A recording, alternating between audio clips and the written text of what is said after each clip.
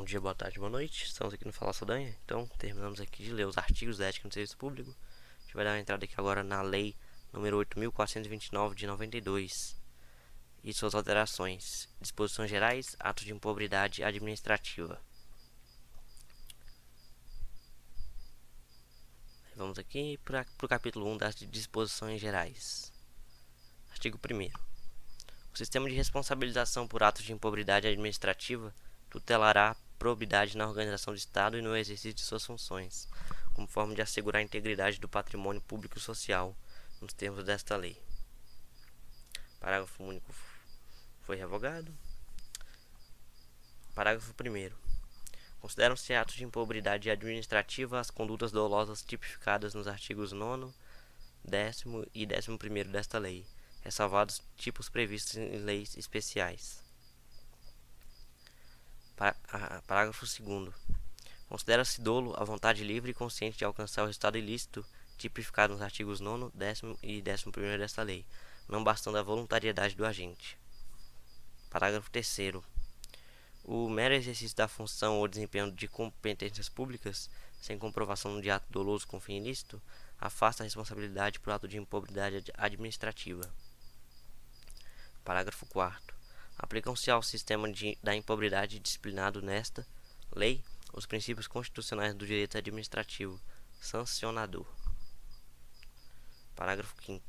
Os atos de improbidade violam a probidade na organização do Estado e no exercício de suas funções, e a integridade do patrimônio público e social dos poderes executivo, legislativo e judiciário, bem como da administração direta e indireta, no âmbito da União, dos Estados, dos municípios e do Distrito Federal. Parágrafo 6º.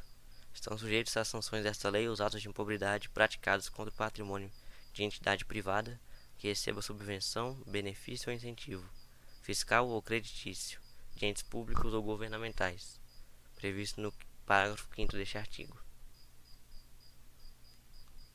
Parágrafo 7º. Independentemente de integrar a administração indireta, estão sujeitos às sanções desta lei os atos de improbidade praticados contra o patrimônio de entidade privada, para cuja criação, custeio ou erário haja concorrido ou concorra no seu patrimônio ou receita atual, limitado ao ressarcimento de prejuízos. Nesse caso, a repercussão do ilícito sobre a contribuição dos cofres públicos. Parágrafo 8º. Não configura improbidade a ação ou omissão decorrente de divergência interpretativa da lei, baseada em jurisprudência, ainda que não pacificada, mesmo que não venha a ser posteriormente prevalecente nas decisões dos órgãos de controle ou dos tribunais do Poder Judiciário. Artigo 2º. Para os efeitos dessa lei, consideram-se agente público, o agente político, o servidor público e todo aquele que exerce, ainda que transitoriamente ou sem remuneração, por eleição, nomeação, designação, contratação ou qualquer outra forma de investidura ou vínculo, mandato, cargo, emprego ou função nas entidades referidas no artigo 1º desta lei. Parágrafo único. No que se refere a recurso de origem pública, sujeita-se às sanções previstas nesta lei o particular, pessoa física ou jurídica, que celebra com a administração pública convênio, contrato de repasse, contrato de gestão, termo de parceria, termo de cooperação ou ajuste administrativo equivalente. Artigo 3º. As disposições dessa lei são aplicáveis no que couber àquele que, mesmo não sendo agente público, induza ou concorra dolosamente para a prática do ato de improbidade. Artigo 1º. Parágrafo 1º. Os sócios, os cotistas, os diretores e os colaboradores de pessoa jurídica de direito privado não respondem pelo ato de improbidade que venha a ser imputado à pessoa jurídica, salvo se comprovadamente houver participação em benefícios diretos, caso em que responderão nos limites da sua participação. Parágrafo 2º. As sanções dessa lei não se aplicarão à pessoa jurídica, caso o ato de improbidade seja também sancionado como ato lesivo à administração pública de que trata a lei número 12.846, de 1º de agosto de 2013. O artigo 4º ao artigo 6º foram revogados pela lei número 14.230. Artigo 7º. Se houver indício de ato de improbidade, a autoridade conhecida dos fatos representará ao Ministério Público competente para as providências necessárias. Parágrafo único foi revogado. Artigo 8º. O sucessor ou herdeiro daquele que causar dano ao erário ou que se enriquecer ilicitamente estão sujeitos apenas à obrigação de repará-lo até o limite do valor da herança ou do patrimônio transferido. Artigo 8º-A. A responsabilidade sucessória de que trata o artigo 8º desta lei aplica-se também na hipótese de alteração contratual, de transformação, de incorporação, de fusão ou de cisão societária. Parágrafo único. Nas hipóteses de fusão e de incorporação, a responsabilidade da sucessora será restrita à obrigação de reparação integral do dano causado, até o limite do patrimônio transferido, não lhe sendo aplicáveis as demais sanções previstas nesta lei, decorrentes de atos e de fatos ocorridos antes da data da fusão ou da incorporação, exceto no caso de simulação ou de evidente intuito de fraude, devidamente comprovados. Capítulo 2. Dos atos de improbidade administrativa. Seção 1. Dos atos de improbidade administrativa que importam enriquecimento ilícito. Artigo 9º. Constitui ato de improbidade administrativa importando em enriquecimento ilícito ao ferir, mediante a prática de ato doloso, qualquer tipo de vantagem patrimonial indevida em razão do exercício do cargo, de mandato, função, emprego ou de atividade nas entidades referidas no artigo 1º dessa lei.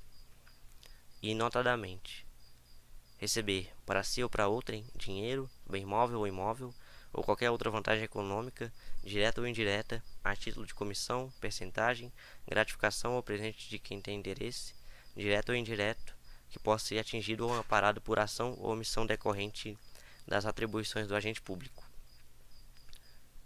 Perceber vantagem econômica, direta ou indireta, para facilitar a aquisição, permuta ou locação de bem móvel ou imóvel, ou a contratação de serviços pelas entidades referidas no artigo 1º, por preço superior ao valor de mercado. Perceber vantagem econômica, direta ou indireta, para facilitar a alienação, permuta ou locação de bem público ou fornecimento de serviço por ente estatal por preço inferior ao valor de mercado.